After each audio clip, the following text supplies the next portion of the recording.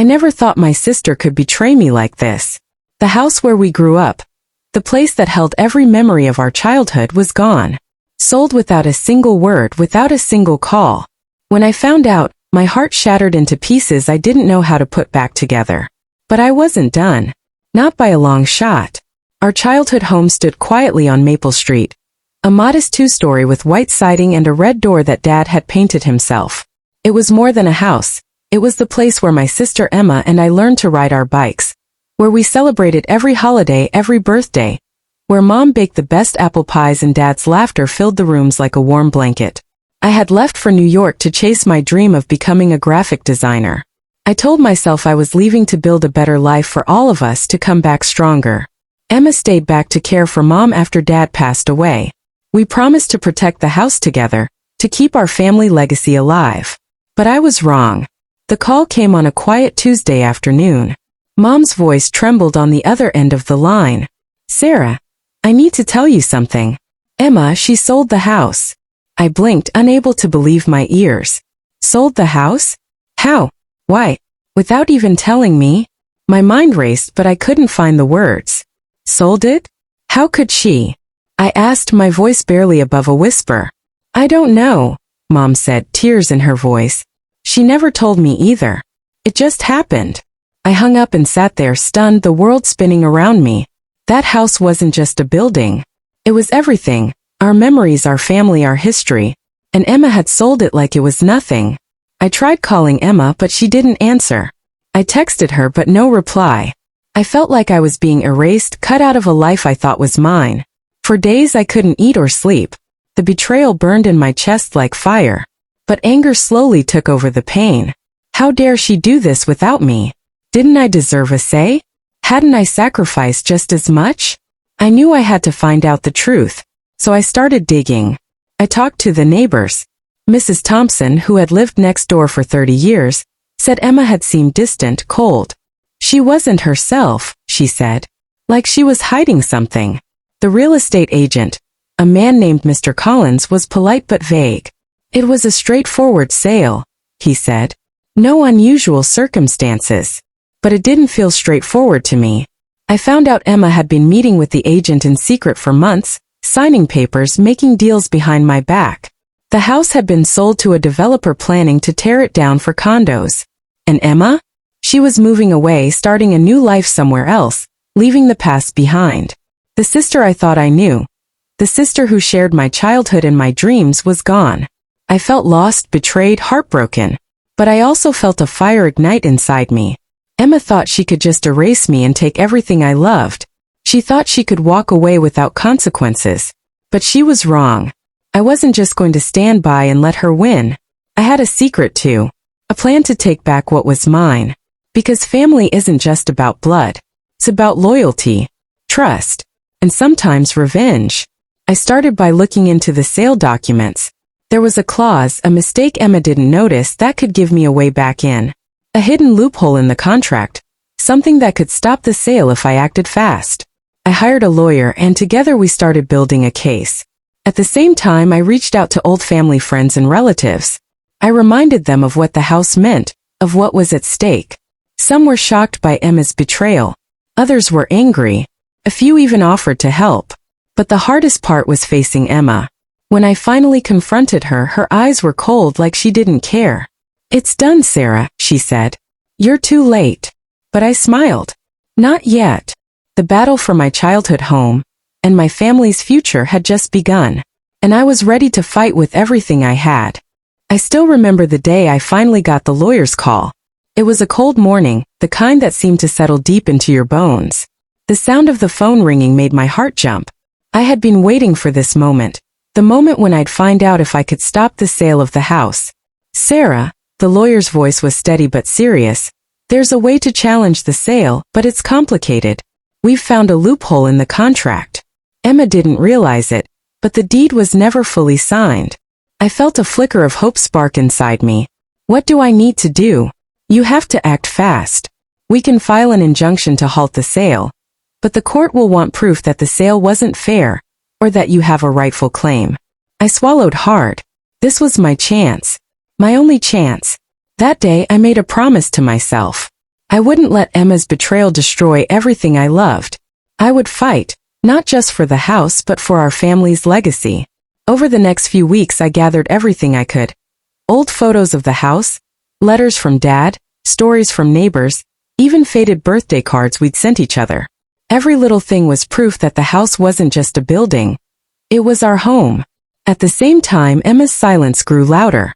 She didn't return my calls or texts. I heard she was already packing, moving to another state with no intention of looking back. But I wasn't ready to give up. One afternoon, I drove back to Maple Street for the first time since the news broke. Standing in front of the house felt like staring at a ghost. The windows were covered, the lawn overgrown. A for sale sign still hung crooked on the porch. I closed my eyes and remembered Mom's laughter echoing through those rooms, Emma and me running down the stairs on Christmas morning, Dad teaching us to plant tulips in the garden. How could Emma throw all that away? The neighborhood had changed too. New families moved in, kids played in the street, but the heart of the block felt different, colder, emptier. That night I couldn't sleep. I kept thinking about Emma and what drove her to sell our past like it was nothing. Was it greed? Anger? Or something deeper? I decided I had to face her one last time. I flew to her new city without telling anyone. It was a long drive from the airport to her apartment, my hands gripping the steering wheel tighter with every mile. When I knocked on her door, I wasn't sure what to expect. She opened it, surprised to see me. "Sarah." Her voice was soft, guarded. "I'm here because I'm not giving up," I said firmly. "The house is more than just a building. It's our family, our memories. And I'm going to fight to get it back." Emma's eyes narrowed. "You're wasting your time." "Maybe," I replied. "But I'm fighting for what's right. And I'm not alone." She stepped aside, letting me in, but the air between us was thick with years of pain and betrayal. We sat across from each other. Two sisters who had once shared everything, now strangers. I told her about the lawyer, the injunction, the evidence I'd collected. I saw a flicker of something in her eyes, regret? Fear? Or maybe just stubbornness. "You don't get to erase me, Emma," I said. "Not this time." For the first time in months, Emma said nothing. Just stared out the window. Days turned into weeks as the legal battle unfolded. I spent hours poring over documents, meeting with lawyers, preparing my case. Neighbors I hadn't seen in years came forward, sharing stories about our family, the history of the house, and how much it meant to the community. The support gave me strength. But Emma fought back. Her lawyer argued that the sale was legal, final, and that I had no claim. The courtroom became a battlefield. On the day of the hearing, I stood outside the courthouse, nerves and hope tangled in my chest. When the judge entered, the room fell silent. I listened as our lawyers argued, each side presenting evidence, questioning witnesses. I glanced at Emma across the room. She looked pale, tense, and for a moment I saw the sister I once knew. Hours later, the judge ruled to temporarily halt the sale, pending further investigation. It wasn't a final victory, but it was a start. Walking out of that courthouse, I felt a strange mix of exhaustion and determination. This fight wasn't just about a house anymore. It was about family, trust, and making sure the past wasn't forgotten. I didn't know what the future held, but I knew one thing for sure. I wasn't giving up on what was mine.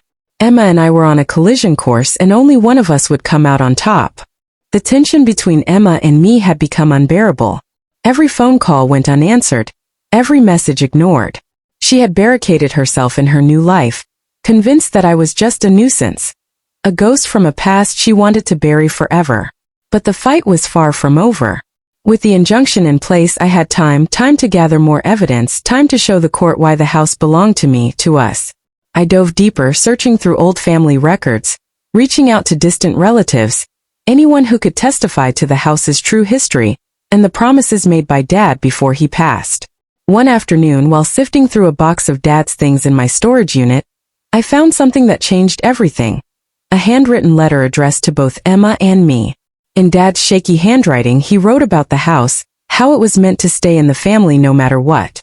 How he hoped we would never fight over it, but if we did, there was a way to resolve it fairly. Reading those words brought tears to my eyes. It was proof that the house was never supposed to be sold without both our consent. Armed with this new evidence, my lawyer filed a motion to make the injunction permanent. Meanwhile, I reached out to Emma one last time. I wasn't sure if she'd answer, but I had to try. Emma, this isn't just about the house. It's about us, about family. I want to fix this. Her reply was cold. Sarah, you're living in the past. The house is gone. Move on. That response stung, but it didn't break me. Then came the day of the final hearing. The courtroom was packed. Friends, family, neighbors. Everyone who had followed this heartbreaking saga. Cameras flashed as reporters waited for the verdict. Emma sat beside her lawyer, her expression unreadable. I took a deep breath, clutching Dad's letter in my hand. The judge reviewed the evidence, asked questions, and listened to every side with care. Finally, after what felt like hours, he made his ruling. The sale was declared invalid. Emma had acted without the proper authority, and the house was to be returned to the family trust, with both our names on it. Relief flooded through me. The fight had been long and painful, but justice had won. Outside the courthouse, reporters asked for my reaction. I looked into the cameras and said, "This isn't just about a house. It's about remembering where you come from, honoring those who came before us, and fighting for what's right." Emma refused to speak, disappearing quickly into a waiting car. In the weeks that followed, Emma and I began to talk again, cautiously at first, but with hope. The house needed work, but it was ours again. Our family home. Together we started the repairs, painting walls, fixing floors, and planting new flowers in the garden. It wasn't just a house anymore. It was a chance to rebuild what was broken. And for me, that was the real victory. If you enjoyed this story, please subscribe for more real-life tales of betrayal, resilience, and revenge. Like, share, and comment your thoughts. Have you ever faced a family betrayal? How did you overcome it? Turn on notifications so you never miss a story that hits deep.